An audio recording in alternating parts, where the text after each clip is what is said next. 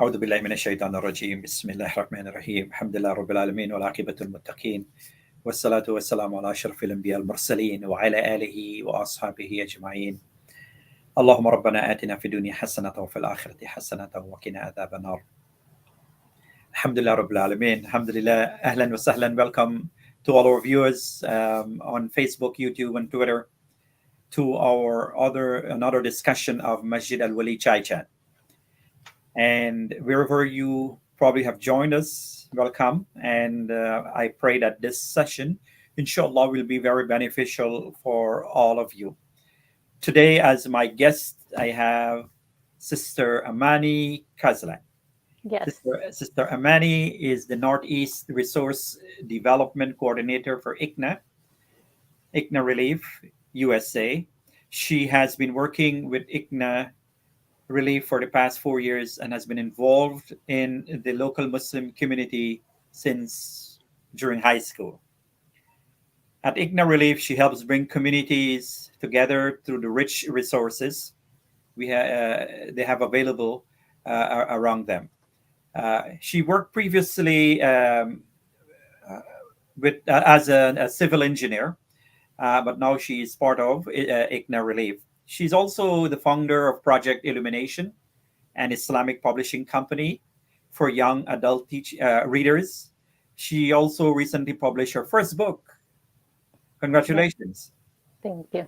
And that is My Beloved, a series of reflection of the names of the attributes in everyday attributes of Allah in everyday life. So, Sister Amani, welcome. Ahlan wa sahlan. Thank you. To Masjid Al-Wali Chai Chat.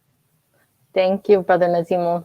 I have my chai. I don't know if you do. Yes. You have your chai. It's right here. Good. It's a beautiful mug, mashallah. Jazakallah khair.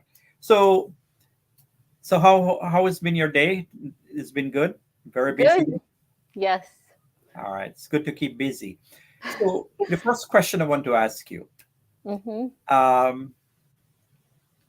what has motivated you to leave your job as a civil engineer and join Igna Relief as a non-for-profit organization? Sure. I was in the civil engineering world for quite some time, a few years after college. And after I kind of finished my time there, or I just felt like I've given everything I could, and all that was left was just work on the next bigger project, right? Then you work hard, you finish that project, then you work on the next bigger project. And it was just like, this is my life if I don't change it. So I actually decided to take some time off, not knowing what I was going to do. And then after 2 years of my break, I was like, okay, now I'm ready to find another job. And then I was looking to just be involved with youth and young adults. So maybe I can help them and guide them to see what they want to do with their life. Because, at high school, you don't really know what you want to do for the rest of your life. So it's a very hard decision. So I was trying to get into college or something like that and be a college advisor. And then I stumbled upon Igna Relief, and then it was like a match made in heaven. So that was how I began at Igna Relief. MashaAllah. So that was a good stumble, I guess, right? Yes. From Allah, subhanAllah, it's just magical how things happen. You can try and exert your efforts in certain things, but at the end, what's meant for you will come to you, even if you don't do anything. So what has finally get to you that you have chosen Igna Relief? It had everything. Because there are so many other non-for-profit, right? I guess you stumble on that. Yes. And what was the drive home point that it says, hey, Igna Relief is what I'm going to be with, who I'm going to be with? Well, they were willing to pay me, right? Because I'm a staff member, because a lot of messages are like, yeah, come volunteer. And I'm like, I need a job, something that's going to pay me and pay my bills. So that's one aspect. They had something going, right? A lot of messages are starting off a little bit from scratch, which is very, very hard. But Igna Relief had something already going. And I felt like there was a place for me, right? It wasn't as big as some of the other organizations, but there was so much potential, and I saw that potential. I wanted to be part of that. So that's kind of how that happened.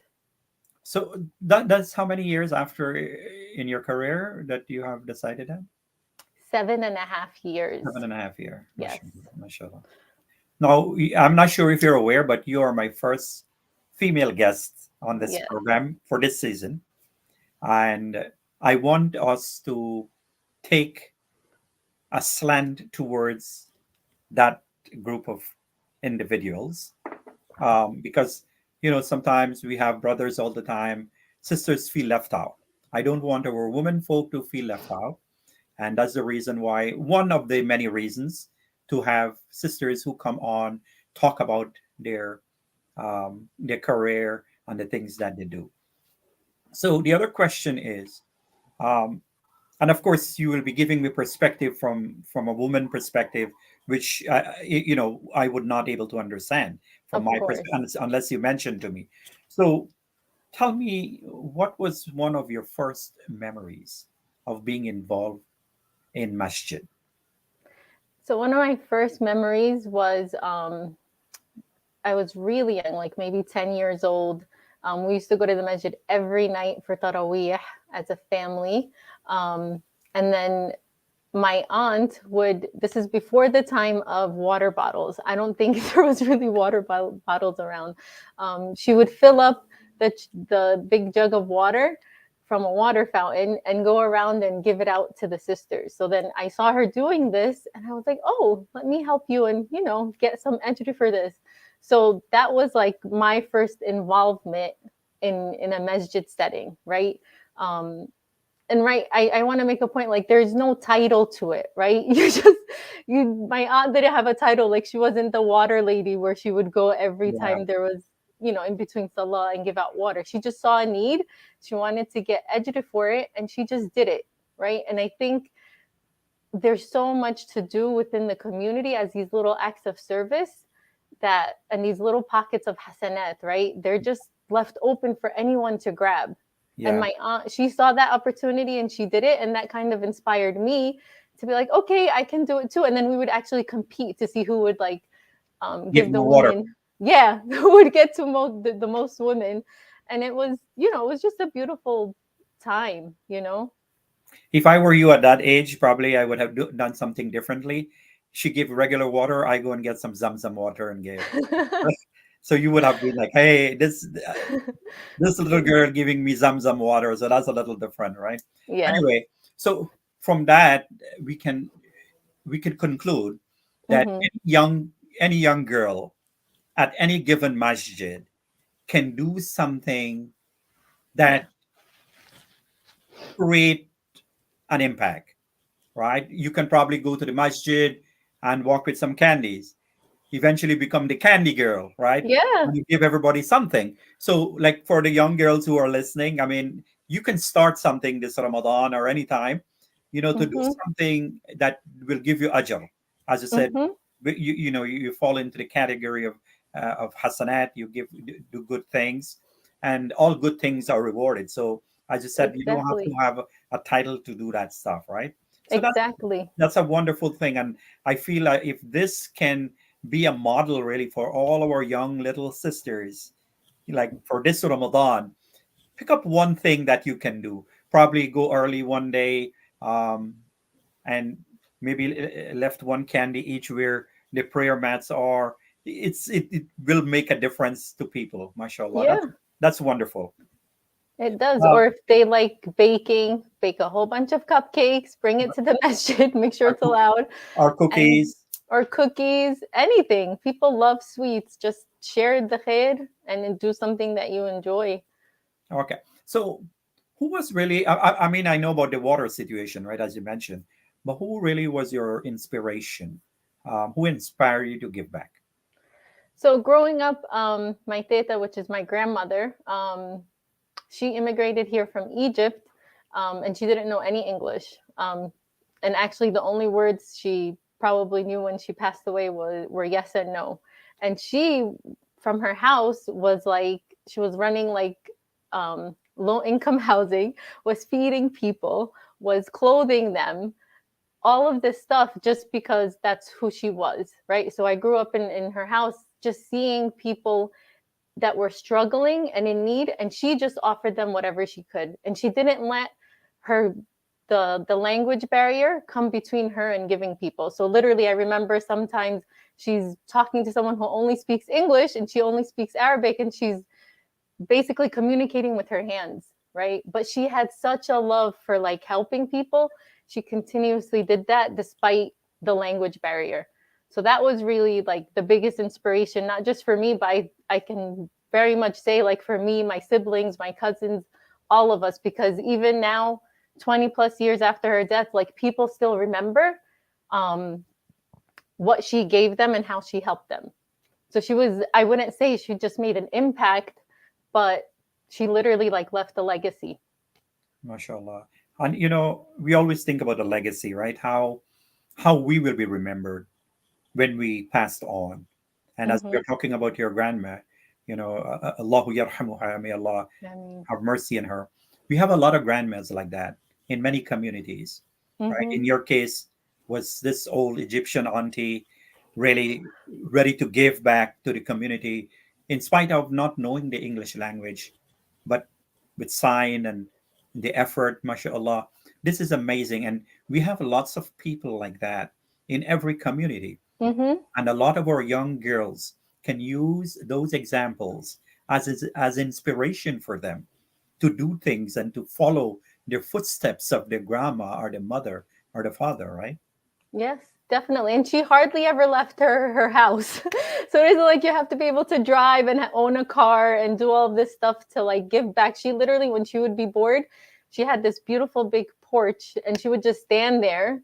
And if she saw any hijabi walking, she would literally wave them down and be like, come, come, have some tea with me, or whatever she had, whether it was a bowl of soup or some bread with butter.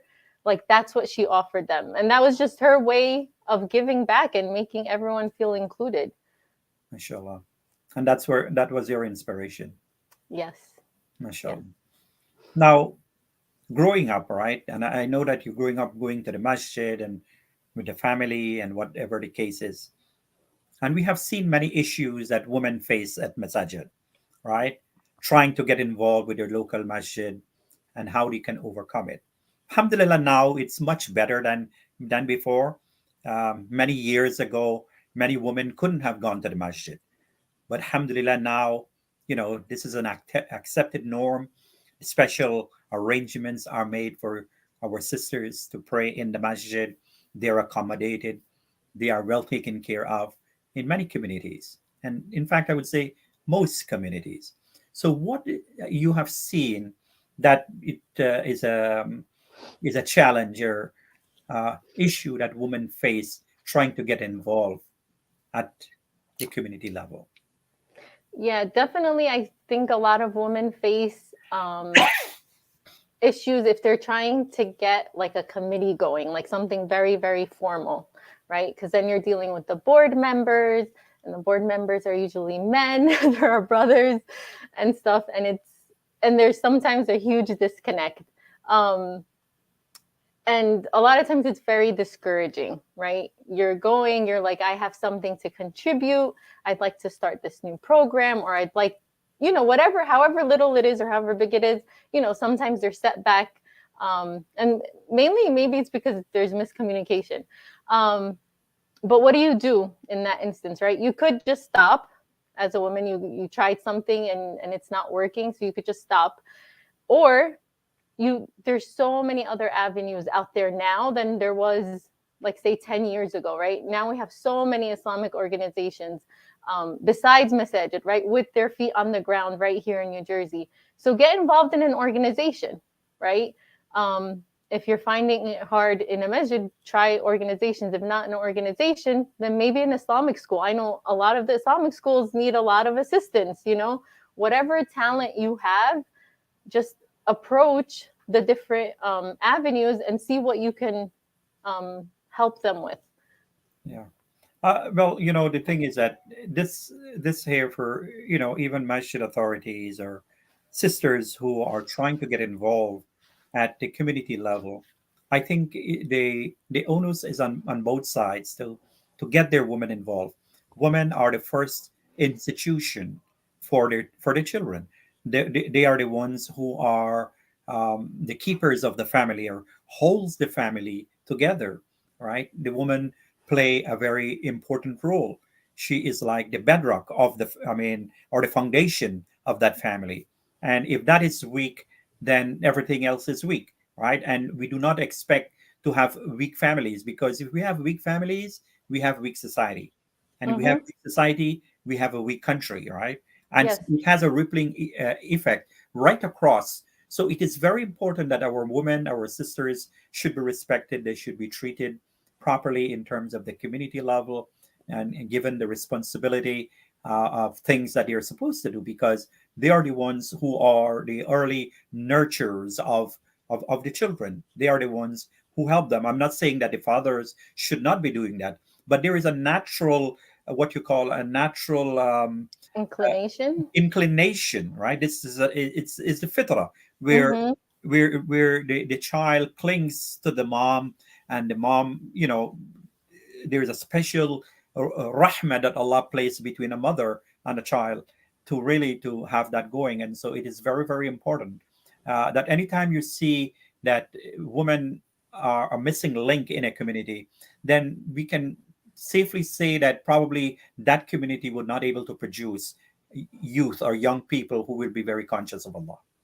Yeah. There was a saying, I think it was Imam Siraj that said it. And I remember hearing it back in like college. So this was like years ago, but the way it was said, it was so profound. And I was like, yes.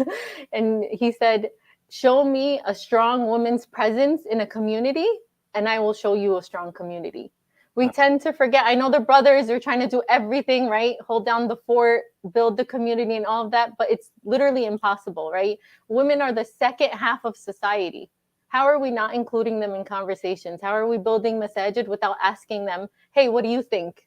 And it's unfortunately it's still happening now in 2022. But I'm just saying, as a sister, the sisters are going to stop fighting, right? Because there's only so much fighting we can do, or however much you could try to push to make your presence known.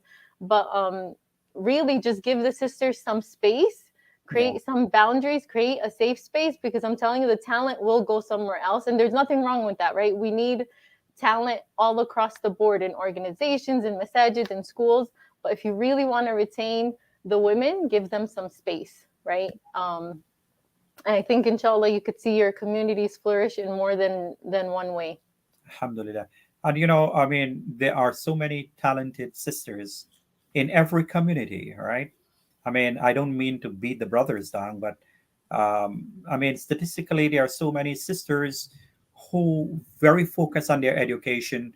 They reach high level in their education, and they're able to achieve and attain their career faster than many brothers, right? And so this you find this happen, and so they have the ability, and we should begin the conversation, right? Somehow or the other.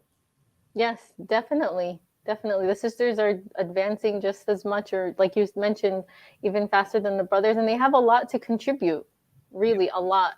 I think for every stage, right? For every phase, there's different things that you can contribute, right? So if you're in high school and college, you have a lot more time, right? But not so much money. Then Right. once you're starting your career, you have a lot of money because now you have income, Right. but not so much time. So you adjust yourself. Then maybe you start donating more at that phase of your life.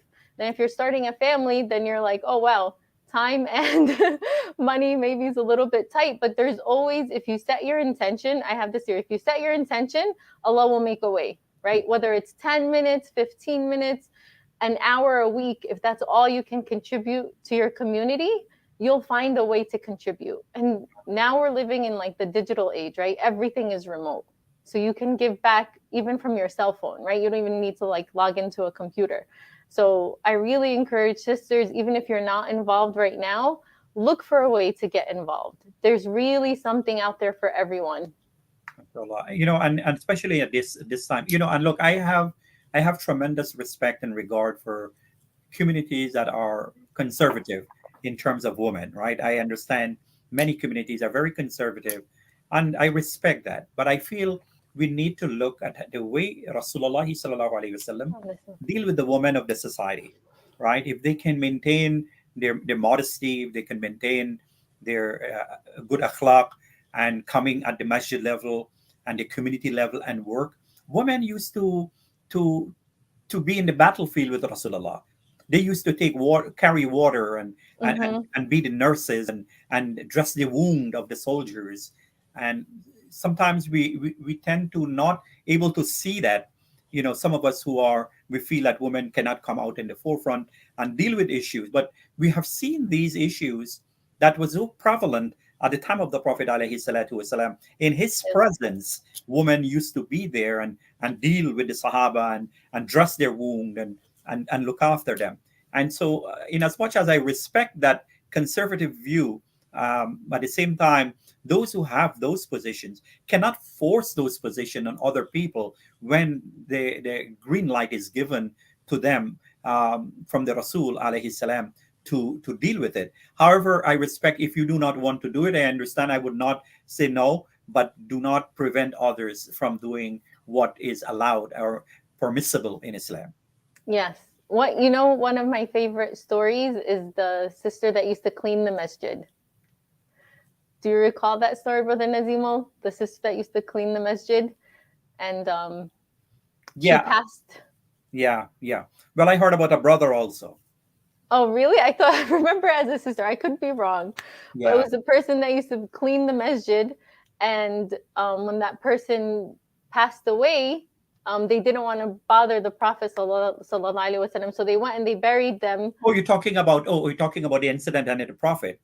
Yes. Oh, I thought because I made a reference to a situation in New Jersey last week, where Oh, where a brother from one of the communities in New Jersey used to clean the masjid, but he passed away. He used to clean the masjid when nobody used to be around.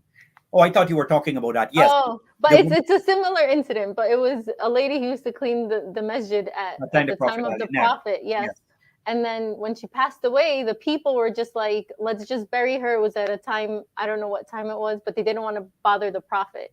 So when the Prophet came after a few days and he saw the masjid was like dirty, he's like, oh, where's so and so? And then that's when the Sahaba told him, oh, she passed away and we didn't want to bother you. yeah, And he was just like, how can you do that? Like, and then he literally went to the graveyard and made dua for her, yes, right? So she didn't have a title, she just saw something that needed to be done and she did it, and she had an impact on the society and the community, right? So even if it's just cleaning the masjid, and it's very similar to the story of the brother that you mentioned last week that used to clean the masjid, like yeah. something as simple as that, you walk in, you see a wrapper here, a old water bottle here, just pick it up and throw it in the garbage, and you'll increase the edge of like coming to the masjid. This is the house of Allah. We should maintain it as such. Yeah. I mean, it is our responsibility. I mean, each one of us to make sure that the house of Allah is Hmm. in good condition, right? Because even our own personal home, we would not like to see it in a way that is not presentable, right? Exactly. And so this is the house of Allah, which is even much more than any of our home. That Yes. the angels come and they be with us when we pray and when we're involved with dhikr with Allah subhanahu wa ta'ala. So it becomes a responsibility. And of course, if you do something, as we have said, um, people may think that you need a title or position to make a difference, right? You don't have to be in the shura, or you don't have to be a trustee or an executive member to pick a garbage from the masjid and to clean the masjid. You don't need Hmm. to have a title to do that, right? Yep. Exactly. And those are the easiest because they keep you humble where nobody knows about it. Once you're in a position of leadership, that's when really, subhanallah, you're going to be questioned about that. Yeah. So it's not something to be taken lightly. Like this woman who was cleaning the Prophet's masjid and she passed away. It was not a known name, right? Mm-hmm. It was not a known name among the Sahaba or the Sahabiya. I mean, she was just there cleaning the masjid Yes. without a title. Mm-hmm. And if the Prophet ﷺ can go and pray at her graveside, this tells us, I mean, the importance that the Prophet attached to these situations, Yes. and how do we respond to those situations. Yes. So I would tell people, don't you want to be like that sister, right? Where the prophet went and prayed at her graveyard. So we should Who would all not? strive to be like that. Yeah, who would not want the Prophet to come and pray for them at the graveyard, right? Mm-hmm. That's a done deal. That's a done deal. That's a done deal for her, Yes. Jen. All right. Yes. Um, One final question is, I know you mentioned earlier that when you get to Igna Relief, of course, we all have to pay our bills, right? Yeah. Um, it's not necessarily only the money that comes. There is an inner, what you call, feeling of accomplishment working for the cause of Allah Subhanahu wa Taala. And I don't think there is a price that is attached to anyone who work for the cause of Allah, right? Of Um, course. and when I say work for the cause of Allah, or invite people, as Allah says in the Quran, "Ad'u ila sabili rabbik bil hikmah wal mawizat al hasana." Invite people with wisdom and exhortation, right? And also, there's another ayah in the Quran that who is better in speech, right, than the one who called to the way of Allah. قَوْلٌ مِّن دَاعِ إِلَى اللَّهِ. Mm-hmm. Is better in speech. So, what is that accomplishment or this achievement that you feel when you work for these non-for-profit organization and giving back to communities? What is one thing that stands out with you? One thing that stands out for me in particular is when I see people come together that wouldn't necessarily, right? So last year in the Ramadan food bags program that we were doing at Ikna Relief, we were at a particular masjid, and me and my friend, we showed up early. And the brother, the imam there in the Patterson Masjid, he welcomed us and he asked her, he asked us both, what are your names? And so I told them, I told him I'm Imani and this is my friend Dalia. And then he showed us around the masjid. It was our first time there. And then later, my friend Dalia was like, this is the first time someone at the masjid asks me what my name is. And I Wow. was like, wow. I was like, I guess it's my first time too, right? From the brothers, obviously. At the sister side, you're getting to know people, you exchange names and phone numbers and everything. So it's just these little moments where we're actually building a community. We're all brothers and sisters in Islam, but when you really see it happen in front of you and you see people coming together that may have never come together. I never been to that masjid myself, so it was my first time as well. So just seeing again the community really building together and really seeing that true brotherhood and sisterhood come together. And to answer, I think, your question about like what other things come from working for a non-for-profit is, of course, there's so many blessings and so much barakah that comes into your life and your family's life that doesn't come beyond that, right? In corporate, you might be earning a lot of money, but the barakah that comes from the money from non-for-profit, it's just so much more. And not just in terms of money, but in terms of your health and your family's health. There's so many little bounties of barakah that Allah places. It's just beautiful. You can't not see it unless you're really blinded. But there's just so many different kinds of blessings that come into your life. Alhamdulillah. Thank you so much, Sister Amani. It's really a pleasure having you, and I'm sure that our viewers have benefited. But before I let you go, I have a quick round of questions for you. Sure. Can I invite the viewers to one of our programs, Brother Nazimo? Sure, go right ahead. So next Tuesday at 6:30 p.m., inshallah, Ikna Relief, New Jersey is going to have a virtual event with Imam Siraj Wahaj and Dr. Altaf Hussein. And we're going to be talking about the Muslim youth that are involved in our work. And so I would love for everyone to join us, inshallah. Inshallah. Please share the link. If someone can share the link on our page too, it's fine. Okay. And the chat thing. So quick question. Are you reading any book currently? I am. I'm always reading. Okay. What is the name of the book? Trust. Why? Why? Why? Because Yeah. I'm trying to build my trust. So the name of the book is Trust? Yes. Okay. It was actually gifted to me because one of my friends, we were having a discussion and I was talking about how I'm trying to build my trust in myself and in so many different aspects. And then she literally just ordered the book and had it mailed to me. It's like beautiful gift. Are you a morning or night person? Morning. You're a morning person, mashallah. Yes. Very few of my guests are morning people. Morning is where the barakah is. Once you start That's where getting the that barakah. Absolutely, that's where the barakah is. Yes. What's your favorite cuisine? I'm Egyptian, and I think that's why Allah created me Egyptian, because I really love mahshi. It's my favorite. And if it has samosas right next to it, then that's like the best of both worlds. Okay, very good. I mean, although being an Egyptian, you could also have another favorite cuisine too, right? You don't have an issue. Well, it's between the top two are bechamel, macarona bechamel, and mahshi. Nobody really mentions anything else. Those are the top two. Final question. Mm-hmm. Is there anything in your bucket list you still have to get done? Oh, I have a long bucket list. Which is the first thing on your bucket list now? For now, it's to relax. Relax and take things easy. That's for 2022. All right. Thank you so much, Istamani. It was a pleasure having you. Thank you, Brother Nazimo. Probably we will take this discussion to another level next time. May Allah bless Inshallah. you. May Allah bless your family. For all our viewers, thank you for joining us. Wassalamu alaikum wa rahmatullahi wa barakatuh. Wa alaikum assalam wa rahmatullahi wa barakatuh.